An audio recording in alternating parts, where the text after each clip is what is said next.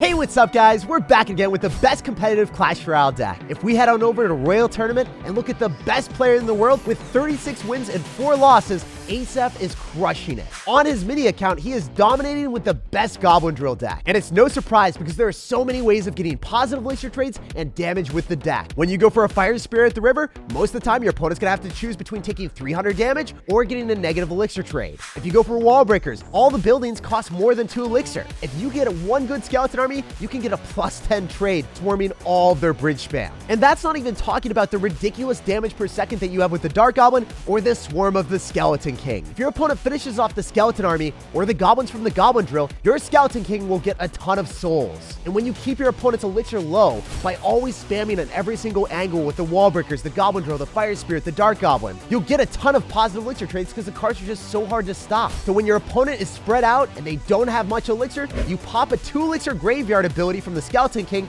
and you'll take their tower. It's one of the most disgusting and dirty cards in Clash Royale, and out of everything that they've done, I feel like this is the card that they messed up on the most. They nerfed the 5 elixir graveyard from the last meta, but they didn't touch the 2 elixir one. And it seems like all the pro players feel the same way. So let's go jump straight to some games, test it out for ourselves, and assert dominance. I upload daily videos on the channel, so make sure to subscribe so you never miss out. A huge thanks to everyone that's using creator code SirTag, making this channel possible. Alright, so jumping into this game, first things first, you guys already know, we want our opponent to make the first play if they have the ambition to cycle something into the Skeleton King. Otherwise, I'll go for my wall breakers. I could have split them, to be honest. Too late! That probably would have been a better play. It is what it is. Don't think any of the wall breakers are going to connect right now, and I'm going to go for the king in the back. So it seems like we're up a little bit of elixir. We're probably going to be playing against someone that is running 3 musketeers since we see Bard Barrel with an elixir collector. And the way that I like to play this matchup is I want to go in for a Skeleton King, Fire Spirit, Goblin Drill push. And if he drops something, I can Fireball on top of whatever he drops here if he drops it off to the right-hand side. He's not stupid enough to do that, but we do get a lot of damage with the goblins. And I might be able to go for a Skeleton King ability and get some value from it. So I'm going to go and pop off with the ability, make sure that the bandit's going to stay in that zone. The Dark Goblin will be able to kill the Royal Ghost and lock onto the tower with all the skeletons tanking for it. We're going to bait out another Bard Barrel. Very clean stuff. Only thing I dislike about this is the fact that I have to overspend with the Goblin Drill and then maybe not even be able to kill the Elixir Collector. So this is one of those matchups as you get later into Grand Challenges, you're going to be playing against good people, and they're not going to let you, kill their Collectors quickly. So very good decision on his end to do that. I'll Fire Spirit again just to bait out more Elixir. I can Fireball on top of the 2 Musketeers, so this isn't going to be the worst thing in the world. Hitting the 2 Musketeers and the Elixir Collector, I think we deny that last Elixir that he gets. Pretty good stuff. Maybe he drops something in front of that, though. That's one thing that's good. Yeah, I was kind of hesitant about that. I'll go for a Skeleton Army. I'll try to split that. I want to just kill the Bandit because then the tower is able to finish off the Musketeers before they get a hit. I got to go for a Dark Goblin here. I'm going to take damage from that Musketeer, but it is a necessary precaution. It had to be done. I'm going to Dark Goblin on the right-hand side and then have the Wall Breakers on the other side, so then he can't hit both of them with the Bard Barrel. I knew he was going to go for a Bard Barrel if I split it, and then he would only take 1 hit. I wanted to make sure that he was going to take 2. So if I Fireball and then I Fire Spirit on this, I think the Fire Spirit denies more damage if it actually locks onto the Royal Ghost. Maybe I'm wrong. Maybe I'm just a complete failure, but that's what I'm vibing with here. I'm also going to go for a Skeleton King in the back and the lane at the 1 Musketeer because the 1 Musketeer is going to have more firepower, right? So, or less firepower, so it's going to be easier for us not get screwed over by that. I'll Skeleton Army in the middle, and then I'll Fireball on top of everything in the right-hand side because it seems like he's overcommitting there. Psych! Maybe I'm wrong. Oh, that was awesome. I don't know if you guys saw how lucky I just got, but the fact that it didn't charge onto the Dark Goblin and that it charged to the left-hand side was ridiculously good for me. I'm going to Wall Breakers here, so then when he tries to Ice Golem Kite, he's not going to be able to deal with those. And I think the Skeleton King is going to get pulled back because he has to Bandit on defense on the same side. Beautiful.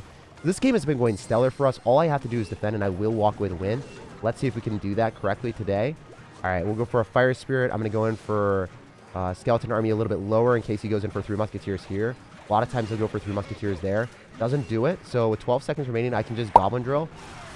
Pretty sure my Dark Goblin does win that interaction. Might be able to go in for a Fireball just to win the game and make sure that the Skeleton King is able to stop the Musketeers from impeding on our territory. GG, well played and peace out. Very clean W. We played against a lot of 3 Musketeers players today. I beat one earlier that was top 300 in the world last season. We'll take a look at what that guy was too. I feel like that guy was pretty good. 6,000. The guy that we just beat before that was also a top 300 player last season at 7,800 trophies. So a lot of people are playing 3 musketeers, and if you don't have a big spell, you're gonna lose. But because we have Fireball and a fast cycle with Skeleton King and a lot of swarmy bait cards, no matter what bridge spam comes at us, we're gonna shut it down. Hey, so we're out here on to the next one. Right, what's up, dude? First things first, I'm gonna go for the Fire Spirit. We're gonna figure out what your deck is before I overzealously spam too much elixir into you. I love seeing log out of the jump, because not only is it a negative elixir trade for my opponent, but, you know, all my cards kind of bait out the log.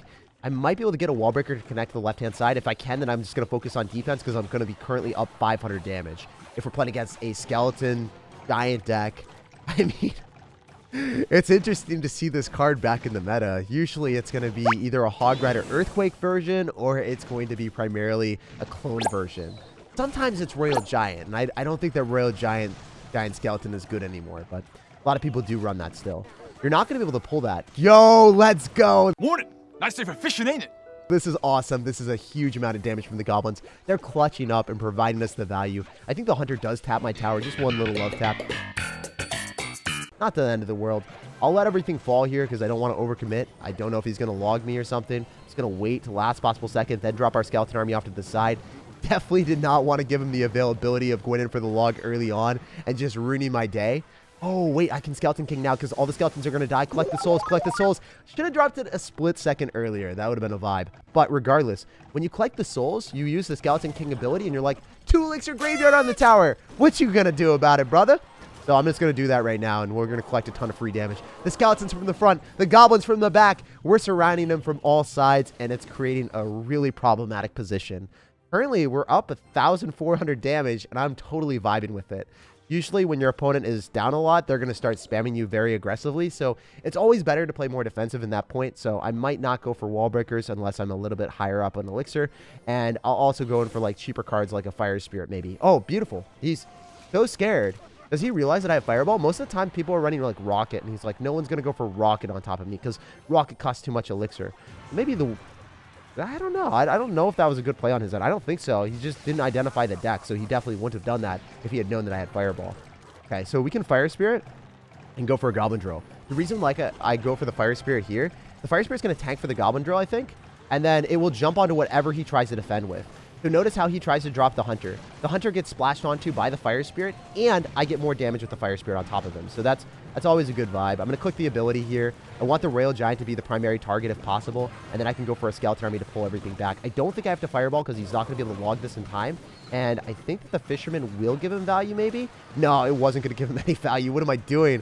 Why did I think the Fisher Boy was going to give him something? I wasted so much there. But anyway, against Earthquake, I'm going to go for a higher Inferno Tower, so he's not going to be able to go in for a Earthquake. If you drop it a little bit higher, he's not going to be able to hit what he wants, so he's just going to Earthquake the tower and give up. He knew it was over. GG, well played, and peace out. As you guys can see, Inferno Tower is one of the best defensive cards in the game. Whether you're playing against Royal Giant, Golems, beatdown pushes with 17 elixir stacked up, you're probably going to be able to defend it with ease, while simultaneously shredding your opponent's tower on the other side with all of your bridge spam. Hey, we got a game here against a lover. Okay, all right. You know what? We're going to give you the definition of love. Fire Spirit. Oh. Wow, I guess my lover is doing exactly what I do, but maybe not. Maybe they got something different out here. Okay, this is pretty cool. I like when my opponent goes in for a log like that because it always gives me the opportunity to go in for wall breakers plus Goblin Drill. When I Goblin Drill here, if he goes in for a Valkyrie, he has to go for a Valkyrie in the back to counter the goblins, but he has to go for the Valkyrie in the front to counter the wall breakers. So that's one of those things that I personally always try to do, is put my opponent in a compromised position where they can't defend both things at once. If you go in for the Goblin Drill in the front and you know that they have like Valkyrie, then you're going to get countered completely. So I just want to play like my opponent potentially has that. Also, I'm not going for Inferno Tower here or a Fireball because I'm trying to get more counter pressure.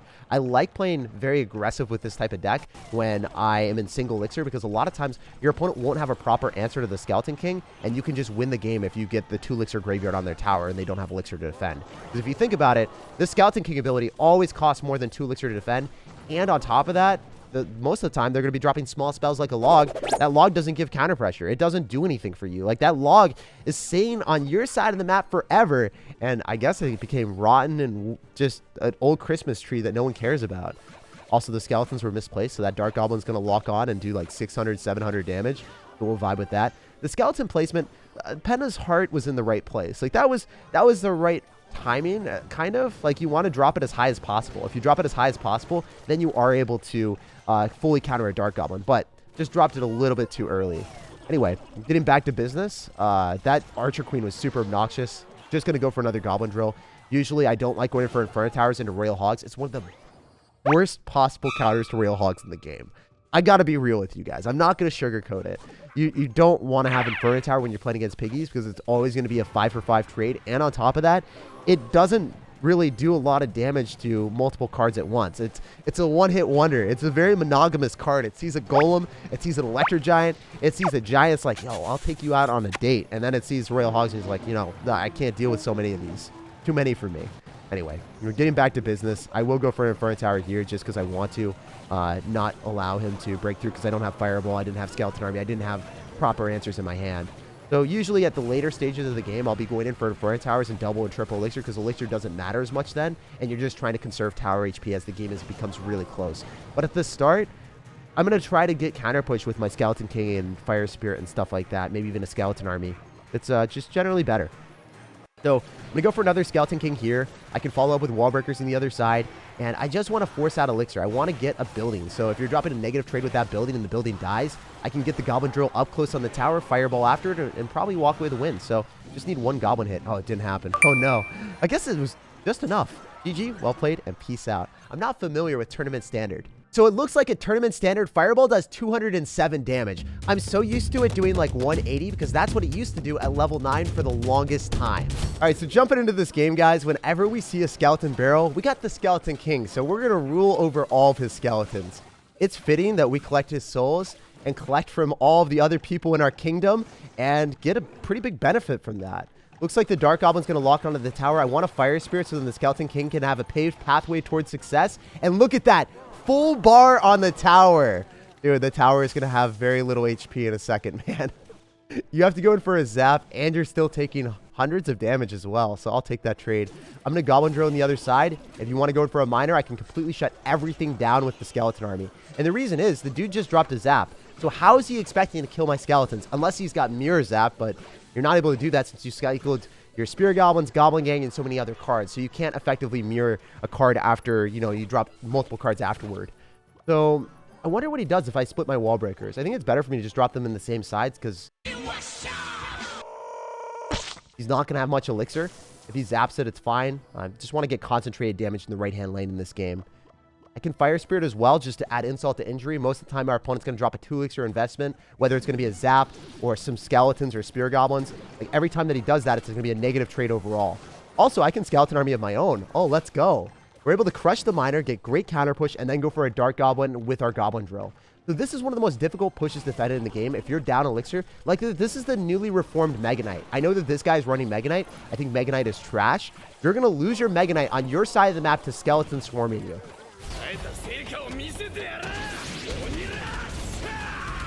Isn't the Mega Knight supposed to be a splash damage dealer? Like, it's supposed to kill skeletons. It's supposed to finish off goblins. But as you guys can see, it just lost to a 4 Elixir champion. Shows you that if you guys want to play the better version of Mega Knight, run Skeleton King. Obviously, if you guys don't have it unlocked, you won't be able to play it. But for the most part, you guys are going to have it unlocked in every classic or grand challenge. And you can experiment with the card, level up your decks with that.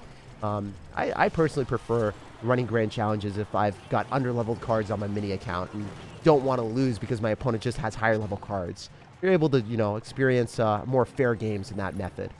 Okay, so I can Fire Spirit or I can Fireball here. I think it's definitely better for me to go for a Fireball and guarantee that I get value. Wow, that was awesome. That was stellar. The Inferno Tower should be able to kill everything. I'm going to be able to pull the Mega Knight as well. Not going to jump on anything important. The Inferno Dragon is going to lock onto skeletons. He's going to zap prematurely. Let's get it. Please, Dark Goblin, don't die to me right now. Stay alive. Give me the value. Okay, as long as the king is still at some amount of HP and I get the ability off, the Mega Knight seems like it's going to die as well. Dude, the Mega Knight is captivated by simple skeletons. Doesn't even look at the goblins assassinating the tower. He's like, yo, I got my hands full. I'm sorry, I know you expect me to defend, but that is not my job. I'm looking at the pretty, shiny golden skeletons, and I'm not looking away. Jumping into this one, it seems like this guy's going to have Battle Healer Mirror with Elixir Golem, right? It has to be. Whenever we see a Battle Healer cycled in the back, that is the strategy. So, for the most part, if you can skeleton army and swarm on top of their spam, distract Inferno Dragons, make sure that the Electro Dragon can never lock onto what's actually important, your counter push will be incredible. The Fire Spirit is coming through. I'm able to assassinate both sides right now, and I don't see any way of this man coming back. Like, this is awesome. I'm going to click the Skeleton King ability on the tower, and we're going to watch his entire life go boom. It's a beautiful sight to see. Swarming skeletons everywhere, watching your opponent in the most desperate manner possible, stopping to spam an Electro Dragon and a Battle Healer in the right-hand side, not even defending. This is what people do. When you run Elixir Golem, you don't even acknowledge the fact that defending is a possibility. You just plant your face on the screen with your nose, and you click your cards, and you hope that your all-in push works. This is over. He's not going to play the game anymore, and I love beating people like this. All right, so jumping into this one, first things first, we're going to sauce out a good luck and go for the wall breakers. I love going for wall breakers. I love going for wall breakers to open up the game here, and this guy's going to go in for a bowler. So you guys already know I'm going to Inferno Tower and try to get more chip damage in the other side. If they've got a clunky and slow card cycle with bowler and likely going to be a graveyard deck, you want to make sure that you can get the most out of your cards. So I'm going to not drop anything besides a Fireball here. I think he's going to go for a freeze, so I'm going to wait the last possible second. Then Fireball, trying to exhaust his freeze from him. If the opponent feels like they can freeze and then get multiple hits with the balloon, usually they'll do that.